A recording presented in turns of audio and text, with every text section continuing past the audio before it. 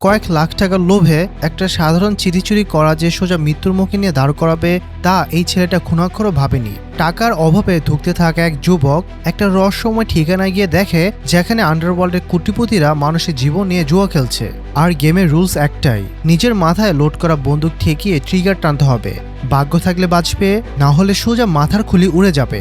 Zero experience থাকা এই সাধারণ ছেলেটা কিভাবে এই সাইকোদের ডেথ গেম থেকে জ্যান্ত ফিরবে, আর ফাইনালে এই রক্তক্ষয়ী রাশিয়ান রুলেট গেমের শেষ কোথায় গিয়ে থামবে, সেই সব প্রশ্নের উত্তর দিতে আজকে হাজির হলাম। তো চলো আর দেরি না করে শুরু করি আজকের মুভির এক্সপ্লেনেশন 13। গল্পের শুরুতেই আমাদের পরিচয় হয় ভিনসেন্ট নামের এক যুবকের সাথে, যাকে হসপিটালের বিছানায় শায়িত নিজের বাবাকে দেখতে যেতে দেখা যায়। জানা যায় তার বাবা এক ভয়াবহ দুর্ঘটনার শিকার হয়েছেন এবং তাকে বাঁচানোর জন্য জরুরি ভিত্তিতে একটি বড় অপারেশন প্রয়োজন।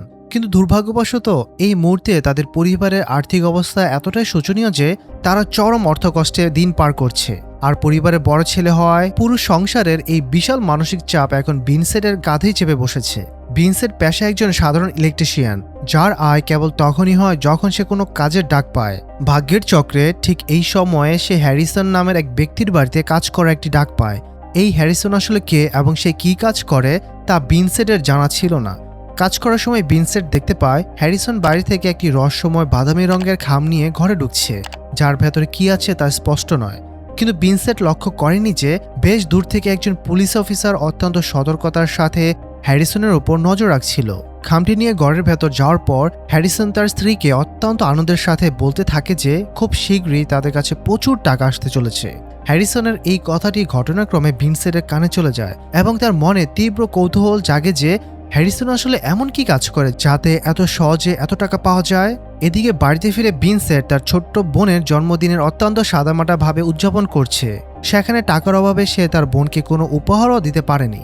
নিজের আদরের বোনকে খুশি করতে না পেরে ভিনসেন্ট নিজের ভেতর এক চরম হতাশা ও ক্ষোভের জন্ম নেয়। ঠিক এই সময়ে শহরের অন্য প্রান্তে আমাদের পরিচয় হয় এক ব্যক্তির সাথে, যাকে আমরা তার আসল নাম মামাং জ্যাসং বলে ডাকবো। তাকে দেখা যায় এক কুখ্যাত সুদের ব্যবসায়ীর কাছ থেকে বিশাল অঙ্কের টাকা ধার নিতে। সেই ধারের পরিমাণ ছিল আকাশচুম্বী, প্রায় 20 লাখ ডলার বা বাংলাদেশের টাকাতে প্রায় 24 থেকে 25 কোটি টাকারও বেশি।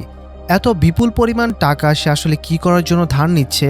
কোনো ব্যবসা শুরু করার জন্য, নাকি সে টাকা দিয়ে কোনো বিলাসবহুল ক্লাবে গিয়ে ফুর্তি করবে? কিন্তু ক্লাবের জন্য কোটি কোটি টাকার প্রয়োজন হয়। সেখানকার মেয়েরা কি বিদেশ থেকে আমদানি করা, নাকি সেখানকার পানীয়গুলো ফেরাউনের আমলে কোনো ব্র্যান্ড? যাই হোক, এই আসল রহস্য কেবল জ্যাসন এবং সেই সুদের ব্যবসায়ী জানে। আবার ফিরে আসা যাক ভিনসেন্টের কাছে। হসপিটালের ডাক্তার তাকে সাফ জানিয়ে দেয় যে তার বাবার অপারেশন অত্যন্ত জরুরি এবং তার জন্য প্রচুর টাকা প্রয়োজন। কিন্তু টাকার কোনো ব্যবস্থা না থাকায় ভিনসেন্ট অত্যন্ত বিষণ্ণ মনে দাঁড়িয়ে থাকে, কোনো সিদ্ধান্ত নিতে পারে না। হসপিটাল থেকে বের হয়ে ভিনসেন্ট সরাসরি হ্যারিসনের বাড়িতে যায় এবং তার বাকি থাকা ইলেকট্রিকের কাজটুকু শেষ করার জন্য। কাজ করার সময় ভিনসেন্ট আবারও ঘটনাক্রমে হ্যারিসন এবং তার এক ঘনিষ্ঠ বন্ধুর মধ্যকার কথোপকথন শুনে ফেলে। তারা এমন এক কাজের কথা বলছিল যা করলে মাত্র একদিনের ভেতরেই প্রচুর টাকা উপার্জন করা সম্ভব। এমন কি কাজ যাতে এত দ্রুত বড়লোক হওয়া যায়? তা ভেবে ভিনসেন্ট নিজের লালা গিলতে থাকে এবং মনে মনে চরম ঈর্ষা অনুভব করে। হ্যারিসনের বন্ধুটি চলে যাওয়ার কিছুক্ষণ পর হ্যারিসন তার কাজের ঘরে গিয়ে সে রহস্যময় বাদামি খামটি আলমারির একটি তাকে লুকিয়ে রাখে। আসলে হ্যারিসন ছিল এক মারাত্মক মাদকাসক্ত ব্যক্তি। নেশার ঘোরে সে এতটাই বোধ হয়ে থাকতো যে কিছুক্ষণ পরে তার স্ত্রী তাকে ঘরের মেঝেতে মৃত অবস্থা আবিষ্কার করে। অতিরিক্ত ড্রাগ নেওয়ার কারণে ওভারডোজে তার মৃত্যু হয়। খবর পেয়ে পুলিশ দ্রুত ঘটনাস্থলে পৌঁছায় এবং হ্যারিসনের স্ত্রী ও সেখানে উপস্থিত ভিনসেন্টের জবানবন্দি নেয়। মৃত্যুর পেছনে ভিনসেন্টের কোনো হাত নেই তা নিশ্চিত হওয়ার পর পুলিশ তাকে চলে যাওয়ার অনুমতি দেয়। আর ঠিক এই মুহূর্তে ভিনসেন্ট এমন এক সুযোগ হাতছাড়া করতে চায়নি যা জীবনে হয়তো কেবল একবারই আসে। সে চোরের মতো চুপি চুপি আলমারি তাক থেকে হ্যারিসনের সে বাদামি খামটি চুরি করে নেয়। খামটি খোলার পর ভিনসেন্ট দেখতে পায় ভেতরে কোনো টাকা নেই, বরং একটি কুরিয়ার সার্ভিসের রসিদ রয়েছে যা দিয়ে একটি পার্সেল তুলতে হবে। কুরিয়ার অফিসে গিয়ে পার্সেলটি সংগ্রহ করার পর সে দেখে যার ভেতরে রয়েছে একটি মোবাইল ফোন, একটি লকারের চাবি, $500 নগদ টাকা এবং একটি নির্দেশামূলক চিঠি। চিঠিতে লেখা ছিল তাকে অবিলম্বে নিউ ইয়র্ক শহরে যেতে হবে এবং সেখানে গিয়ে একটি নির্দিষ্ট হোটেল রুমে উঠতে হবে। তবে ভিনসেন্ট জানতো না যে হ্যারিসনের সেই খামটির খোঁজে পুলিশও হন্য হয়ে ঘুরছে। পুলিশ তদন্ত করতে করতে কুরিয়ার অফিসে পৌঁছায় এবং জানতে পারে যে ভিনসেন্ট নামের একজন সেই পার্সেলটি নিয়ে গেছে। পুলিশ তৎক্ষণাৎ এই খবরটি তাদের ঊর্ধ্বতন কর্মকর্তাকে জানায়। এদিকে ভিনসেন্ট সুন্দর পোশাক পরে সেজেগুজে তার পরিবারকে মিথ্যে বলে যে সে নিউ ইয়র্কে একটি চাকরি ইন্টারভিউ দিতে যাচ্ছে। তার সরল পরিবারও কথাটি বিশ্বাস করে তাকে যাওয়ার অনুমতি দেয়। ভিনসেন্ট ট্রেনে চড়ে নিউ ইয়র্কের উদ্দেশ্যে রওনা দেয় এবং নির্দেশিত বিলাসবহুল হোটেলে গিয়ে ওঠে। পরদিন সকালে তার ফোনের ওপার থেকে একটি কল আসে এবং তাকে চাবিটি ব্যবহার করে একটি পাবলিক লকার খোলার নির্দেশ দেওয়া হয়। লকারটি খোলার পর সে সেখানে একটি ট্রেনের টিকিট এবং তার বুকের আইডি ব্যাচ হিসেবে 13 নম্বরটি পায়, যা মূলত আমাদের সিনেমার নাম। ভিনসেন্ট আর দেরি না করে সাথে সাথেই ট্রেনের উদ্দেশ্যে রওনা দেয়। ট্রেন থেকে নামার পর ভিনসেন্ট একটি ট্যাক্সি নিয়ে চিঠিতে দেওয়ার নির্দিষ্ট ঠিকানার দিকে রওনা হয়। ঠিকানাটি আসলে কোনো বাড়ি ছিল না, বরং সেটি ছিল একটি নিরিবিলি রাস্তার মোড়। সেখানে একজন লোক তার জন্য অপেক্ষা করছিল। লোকটির নাম ছিল জ্যাক, যে মূলত ভিনসেন্টকে পথ দেখিয়ে তার আসল গন্তব্যে নিয়ে যাওয়ার জন্য নিয়োজিত এক দেহরক্ষী। ভিনসেন্টের বুকে 13 নম্বর ব্যাচটি দেখার পর জ্যাক তাকে তার মোবাইল ফোনটি ছুঁড়ে ফেলে দিতে বলে এবং নিজের গাড়িতে তুলে নেয়। ভিনসেন্ট জ্যাকের সাথে চলে যাওয়ার ঠিক কয়েক মুহূর্ত পরেই সেখানে পুলিশের প্রধান তার দলবল নিয়ে হানা দেয়, কিন্তু ততক্ষণে অনেক দেরি হয়ে গেছে। ভিনসেন্ট সেখান থেকে হাওয়া হয়ে গেছে এবং ট্যাক্সি ড্রাইভারও পুলিশকে কোনো সঠিক তথ্য দিতে পারে না। জ্যাক ভিনসেন্টকে নিয়ে বনের গভীর একটি জরাজীর্ণ কুঁড়ে ঘরে পৌঁছায়। সেখানে আগে থেকে দুজন গুন্ডা প্রকৃতির লোক অপেক্ষা করছিল। সেখানে ভিনসেন্টকে তার সমস্ত পোশাক খুলে ফেলতে বাধ্য করা হয়, তার জুতা ছিঁড়ে ফেলা হয় এবং জামা কাপড় স্ক্যান করা হয় যাতে নিশ্চিত হওয়া যায় যে তার সাথে কোনো জিপিএস ট্র্যাকিং ডিভাইস আছে কিনা। তল্লাশি শেষ হওয়ার পর ভিনসেন্টকে একটি প্রাচীন দুর্গের মতো দেখতে বিশাল প্রাসাদে নিয়ে যাওয়া হয়, যার বাইরে দামি দামি সব বিলাসবহুল গাড়ি পার্ক করা ছিল। ভিনসেন্টকে একটি চেয়ারে বসিয়ে অপেক্ষা করতে বলা হয়। কিছুক্ষণ পর ওমজো নামের এক প্রভাবশালী ডনকুপে সেখানে প্রবেশ করেন, যিনি মূলত হ্যারিসনের সাথে এই খেলায় অংশ নেওয়ার চুক্তি করেছিলেন। হ্যারিসনের জায়গায় এক অচেনা যুবককে দেখে জো অবাক হয়ে জিজ্ঞেস করেন, কে তুমি আর এখানে কি করছো? ভিনসেন্ট বুঝতে পারে যে এরা অত্যন্ত ভয়ঙ্কর ও প্রভাবশালী লোক, যাদের সাথে চালাকি করার পরিণাম হবে নিশ্চিত মৃত্যু। তাই সে কোনো লুকোচুরি না করে সম্পূর্ণ সত্য ঘটনাটি খুলে বলে এবং জানায় যে হ্যারিসন মারা গেছে আর সে টাকার লোভে এখানে এসেছে। ভিনসেন্ট নিজেকে তাদের ভাগ্যের উপর ছেড়ে দেয়, কিন্তু ততক্ষণে অনেক দেরি হয়ে গেছে। খেলা থেকে পিছিয়ে যাওয়ার কোনো পথ নেই। আয়োজক কমিটির সদস্য এসে জোকে বলে, আপনার খেলোয়াড়কে প্রস্তুত করুন। ভিনসেন্ট অবাক হয়ে মনে মনে ভাবে, খেলোয়াড়? এখানে কিসের খেলা হচ্ছে? কিন্তু ভয়ে সে মুখ ফুটে কিছু বলতে পারে না, কেবল বোকার মতো মাথা নাড়ে।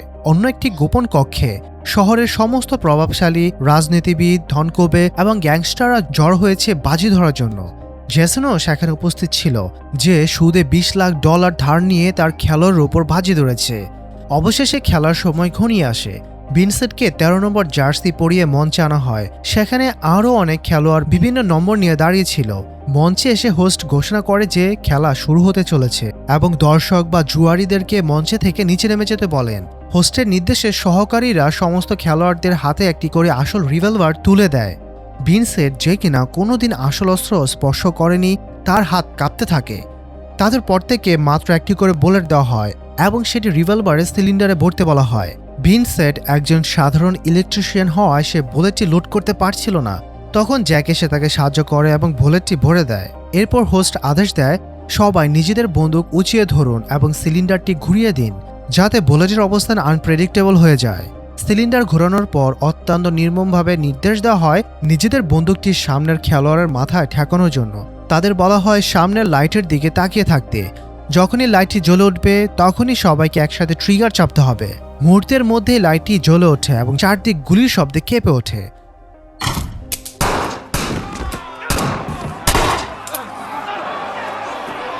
একের পর এক খেলোয়াড় রক্তাক্ত হয়ে মাটিতে লুটিয়ে পড়ে, কিন্তু ভিনসেন্ট এবং আরও কয়েকজন সৌভাগ্যবশত বেঁচে যায়। তবে হোস্ট লক্ষ্য করেন যে ভিনসেন্ট ভয়ে ট্রিগারই চাপেনি।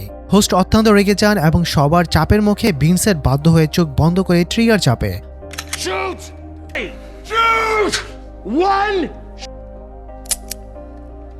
ভাগ্য ভালো থাকায় তার বন্দুক থেকে গুলি বের হয়নি। আর এভাবে উন্মোচিত হয় এক ভয়ানক সত্য, এটি আসলে একটি সম্পূর্ণ অবৈধ ও প্রাণঘাতী রাশিয়ান রুলেট খেলা, যেখানে ধনী ব্যক্তিরা তাদের খেলোয়াড়দের ওপর কোটি কোটি টাকা বাজি ধরে।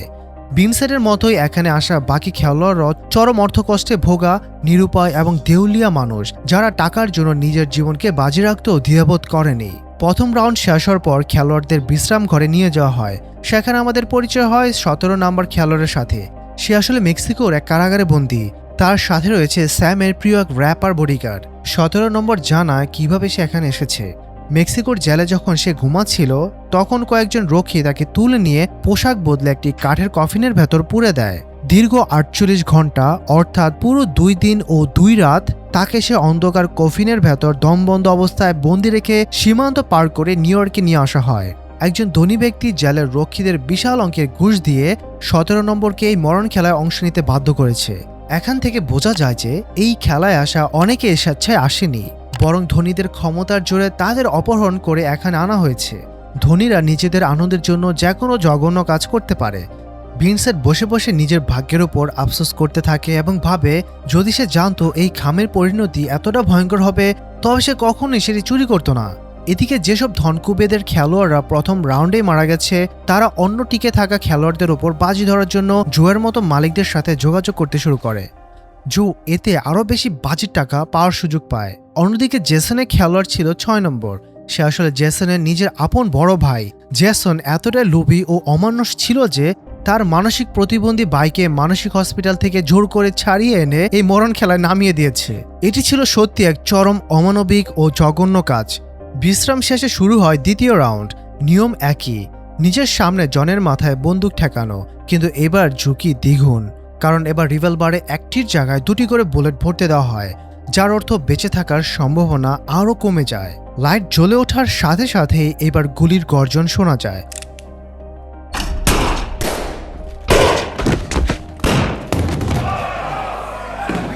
অত্যন্ত অলৌকিকভাবে ভিনসেন্ট, 17 নম্বর এবং 6 নম্বর জেসনের ভাই এবারও বেঁচে ফেরে। ভিনসেন্টের ভাগ্য এতটাই সুপ্রসন্ন ছিল যে তার ঠিক পেছনে থাকা খেলোয়াড়টি তাকে গুলি করার আগেই অন্য একজনের গুলিতে মারা যায়। এরই মধ্যে একটি অদ্ভুত ঘটনা ঘটে যায়। মারা গেছে ভেবে ফেলে রাখা এক খেলোয়াড় হঠাৎ করে বেঁচে ওঠে, কিন্তু ডক্টর পরীক্ষা করে জানা যে তার মাথায় আঘাত লেগেছে এবং সে আর খেলতে পারবে না। হোস্ট তখন সবাইকে এই খেলার কঠোর নিয়মের কথা স্মরণ করিয়ে দেয়। খেলোয়াড়রা আবার বিশ্রামের ঘরে ফিরে আসে। তাদের মানসিক অবস্থা ধরে রাখার জন্য মালিকরা তাদের সান্ত্বনা দিতে থাকে। এদিকে 17 নম্বর খেলোয়াড় তার বডিগার্ডকে অনুরোধ করতে করতে কিভাবে এই নরক থেকে পালানো যায় তার পরিকল্পনা করতে থাকে। লোভ দেখানোর জন্য 17 নম্বর জানায় যে তার অতীতে ডাকাতি করা প্রচুর টাকা এক গোপন জায়গায় লুকানো আছে। সে একটি কাগজে সে গুপ্তধনের ঠিকানা লিখে বডিগার্ডকে বলে, আমি যদি পরের রাউন্ডে মারা যাই তবে তুমি ওই টাকাটা তুলে আমার পরিবারকে কিছু অংশ দিও।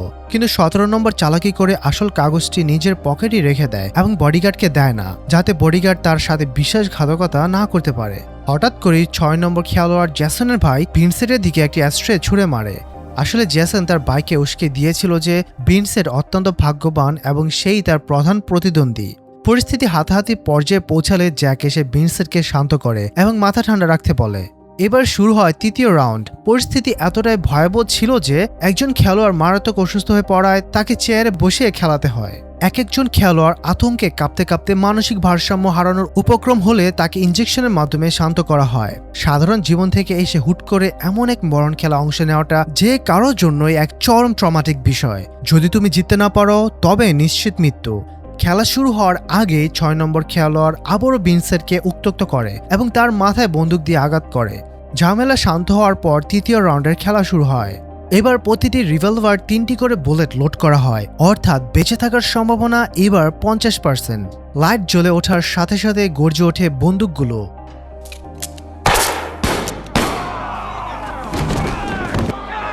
এবং আত্মবিশ্বাসের সাথে ভিনসেন্ট, 17 নম্বর, 6 নম্বর এবং আরও 2 জন সহ মোট 5 জন খেলোয়াড় এই রাউন্ডটিতেও টিকে যায়। এবার চতুর্থ অর্থাৎ ফাইনাল রাউন্ডের পালা। তবে এবার নিয়ম কিছুটা ভিন্ন।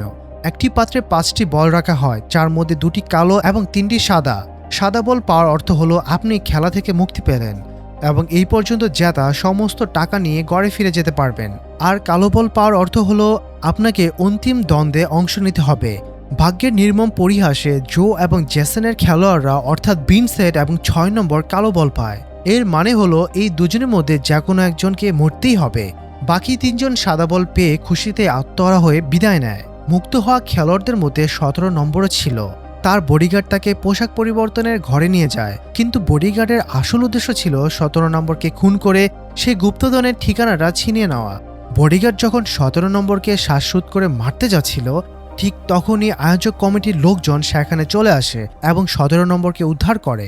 বডিগার্ড সেখান থেকে পালিয়ে যায়। বডিগার্ড চলে যাওয়ার পর 17 নম্বর তার পকেট থেকে আসল কাগজটি বের করে হাসে। সে অত্যন্ত বুদ্ধিমান ছিল। অবশেষে সে বিপুল পরিমাণ অর্থ নিয়ে বিজয়ী হিসেবে নিজের বাড়ি ফিরে যায়। এদিকে ভিনসেন্ট অত্যন্ত ভয়ে কাঁপতে কাঁপতে নিজের ভাগ্যের শেষ মুহূর্তের জন্য অপেক্ষা করছিল। অন্যদিকে 6 নম্বর খেলোয়াড় জেসনকে চিৎকার করে গালমন্দ করতে থাকে, কারণ সে বুঝতে পেরেছিল যে তার নিজের ভাই নিজের স্বার্থের জন্য তাকে মৃত্যুর মুখে ঠেলে দিয়েছে। জেসন লজ্জিত হয়ে মাথা নিচু করে দাঁড়িয়ে থাকে। অবশেষে শুরু হয় সে অন্তিম দ্বন্দ্ব। ভিনসেন্ট এবং 6 নম্বর একে অপরের মুখোমুখি দাঁড়ায়। এদের প্রত্যেককে 3টি করে বুলেট দেওয়া হয়। কোনো ট্রিক্স এড়ানোর জন্য দর্শকরা সামনে এসে বুলেট লোড করা দেখে। হোস্টের নির্দেশে তারা সিলিন্ডার ঘোরায় এবং একে অপরের দিকে বন্দুক তাক করে। কোটি কোটি টাকার এই শেষ বাজিতে কার কপালে মৃত্যু লেখা আছে তা দেখার জন্য পুরো ঘর নিস্তব্ধ হয়ে যায়। ট্রিগার চাপার পর আশ্চর্যজনকভাবে দুজনের কারোরই গুলি চলেনি। খেলাটি দ্রুত শেষ করার জন্য আয়োজকরা তাদের বন্দুকটিতে আরও একটি করে বুলেট যোগ করে, যার অর্থ হলো এখন সিলিন্ডারে মোট 4টি বুলেট লোড করা আছে। সাধারণত একটি রিভলভারে 6টি চেম্বার থাকে, যার মধ্যে 4টিতে বুলেট রয়েছে, খালি আছে মাত্র 2টি। অর্থাৎ এবার মৃত্যুর সম্ভাবনা প্রায় নিশ্চিত। তারা এবার একে অপরের দিকে নিশানা করে এবং ট্রিগার চাপে।